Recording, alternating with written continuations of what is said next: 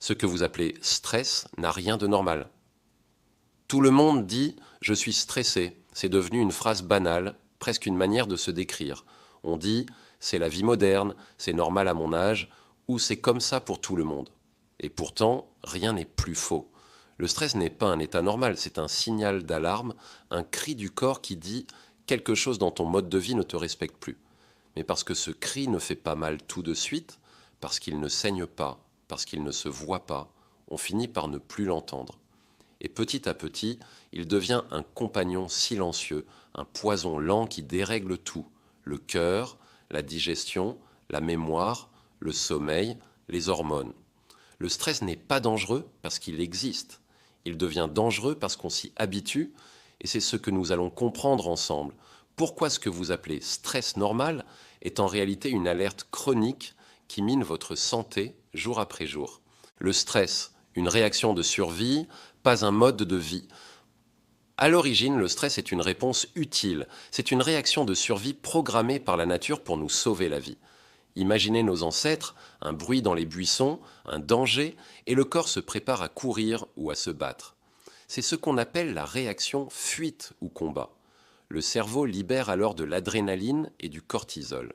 Le cœur s'accélère, le sang afflue vers les muscles, la digestion s'arrête, les pupilles se dilatent, et toute l'énergie se concentre sur la survie. Et une fois le danger passé, tout revient à la normale. Le cœur ralentit, la respiration s'apaise, le corps se répare. Mais dans notre monde actuel, les dangers ne sont plus des prédateurs.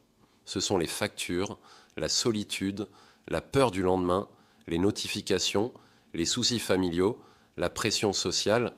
Le problème, c'est que le cerveau ne fait pas la différence. Pour lui, un mail stressant déclenche la même réaction chimique qu'un tigre dans la savane. Et comme ces tigres reviennent tous les jours, le corps reste en alerte permanente. Le stress chronique, une alarme qui ne s'éteint jamais. Le stress ponctuel est sain, il nous aide à agir. Mais le stress chronique, lui, épuise. C'est comme si une alarme incendie sonnait jour et nuit dans votre tête.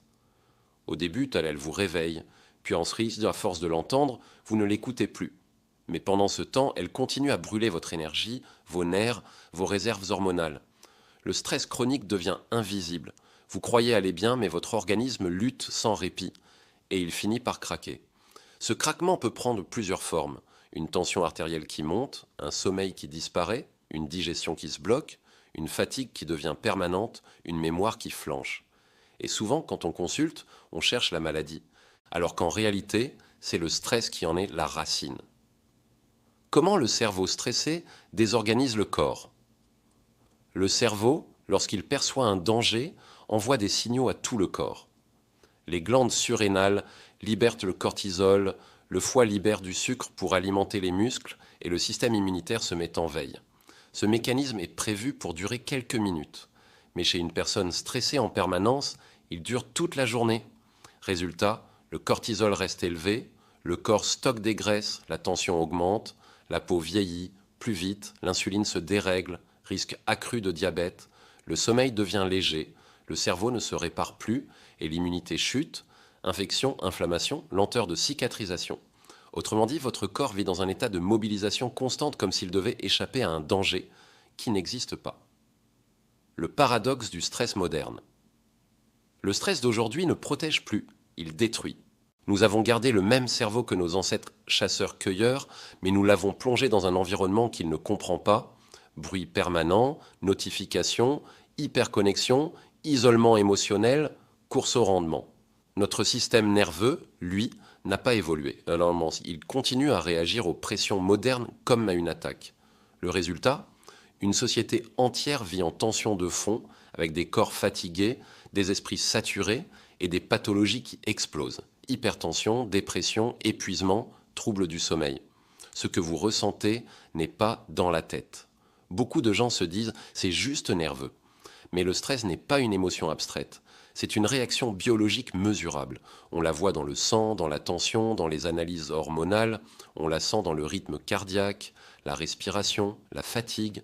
Quand vous êtes stressé, ce n'est pas psychologique, c'est chimique.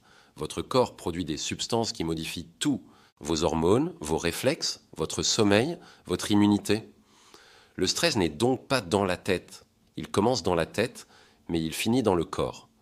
Dans la suite de cette consultation, nous allons voir comment le stress chronique détruit silencieusement votre organisme et pourquoi il est urgent d'apprendre à le désactiver avant qu'il ne s'installe durablement. Le stress, un tueur lent et silencieux. Le danger du stress n'est pas qu'il fasse mal, c'est justement qu'il ne fait pas mal au début. Il agit doucement, en profondeur, comme une goutte d'eau qui creuse la pierre. On ne s'en rend pas compte jusqu'au jour où le corps, épuisé, s'effondre. Le stress chronique n'explose pas, il s'infiltre, il s'invite dans vos nuits, dans vos articulations, dans votre tension, dans cette fatigue que vous appelez normale. Mais il n'a rien de normal. Le cœur, première victime du stress. Quand vous êtes stressé, votre cœur bat plus vite, plus fort. C'est utile pour fuir un danger, mais quand cette accélération devient quotidienne, elle use les artères et le muscle cardiaque. Le cortisol, hormone du stress, provoque une inflammation des vaisseaux sanguins. Cette inflammation rend les artères plus rigides et favorise la formation de plaques de cholestérol. C'est ainsi que le stress devient un facteur majeur d'hypertension, d'arythmie et même d'infarctus. Et pourtant, combien de personnes associent leur tension à leur mental? Combien disent « je prends mes comprimés, mais c'est sûrement héréditaire », alors que souvent, c'est l'esprit qui envoie trop de signaux d'alerte au cœur. La respiration, miroir du stress. Quand vous êtes tendu, votre respiration se raccourcit. Elle se bloque dans la poitrine, devient rapide et superficielle. Cette respiration de survie envoie au cerveau un message de danger constant. Et le cerveau, croyant devoir protéger le corps, maintient la vigilance. Résultat, vous respirez mal, vous dormez mal, vous digérez mal. Tout est lié. Apprendre à respirer profondément n'est pas une technique spirituelle, c'est une rééducation biologique. Car chaque inspiration lente signale au système nerveux « tu es en sécurité, tu peux te réparer ». Le cerveau stressé, un cerveau qui s'éteint peu à peu. Le stress chronique altère la structure même du cerveau. Sous l'effet du cortisol, les neurones de l'hippocampe, la zone de la mémoire et de l'apprentissage, se rétractent puis meurent plus vite. C'est pour cela que les personnes stressées se plaignent de trous de mémoire, de confusion, de fatigue mentale. Dans le même temps, une autre zone du cerveau, l'amygdale, siège de la peur, devient hyperactive. Elle envoie sans cesse des signaux d'alerte. Le cerveau stressé vit dans un état de siège permanent où chaque petit événement devient une menace. Et plus vous êtes stressé, plus vous devenez réactif, irritable, impulsif. Le stress chronique transforme littéralement la personnalité. Le système digestif en otage. Le stress agit directement sur l'intestin qu'on appelle souvent le deuxième cerveau. Quand le corps est en alerte, il interrompt la digestion pour économiser l'énergie. Les aliments stagnent, les ballonnements apparaissent et les bactéries bénéfiques diminuent. La flore intestinale devient déséquilibrée et cette flore influence à son tour l'humeur, la fatigue et le sommeil. Des études ont montré que des personnes stressées produisent les plus d'acide gastrique et moins d'enzymes digestives. Résultat, reflux, constipation, diarrhée, appétit instable. Et tout cela commence dans la tête. L'immunité qui s'éteint en silence. Le stress chronique agit comme un interrupteur sur le système immunitaire. À court terme, il le stimule pour préparer le corps à une blessure. Mais à long terme, il l'épuise. Le corps, saturé de cortisol, cesse de produire certaines cellules de défense. Les infections deviennent plus fréquentes, les plaies cicatrisent plus lentement et les inflammations s'installent.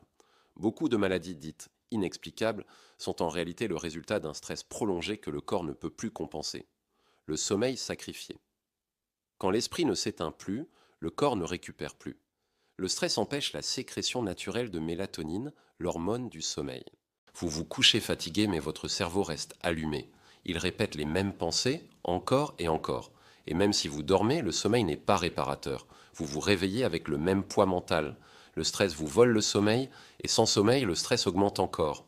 C'est un cercle vicieux dont on ne sort qu'en apaisant le mental avant la nuit.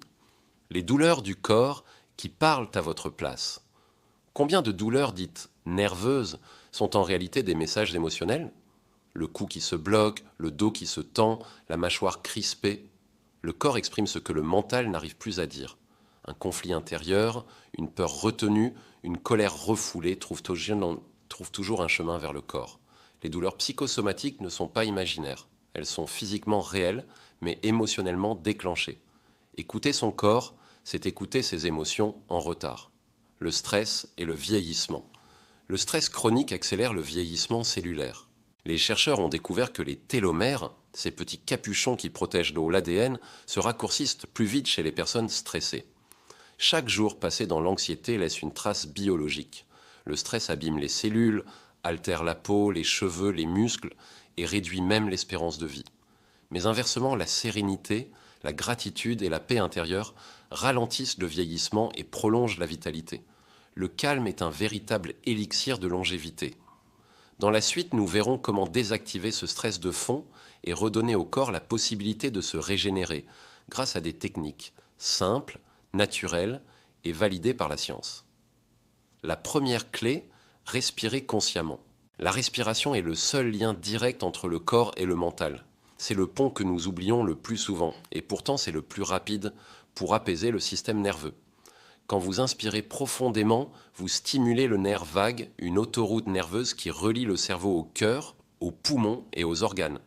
Ce nerf est le chef d'orchestre du calme. Essayez, inspirez lentement par le nez sur 5 secondes, retenez 2 secondes, expirez par la bouche sur 6 secondes.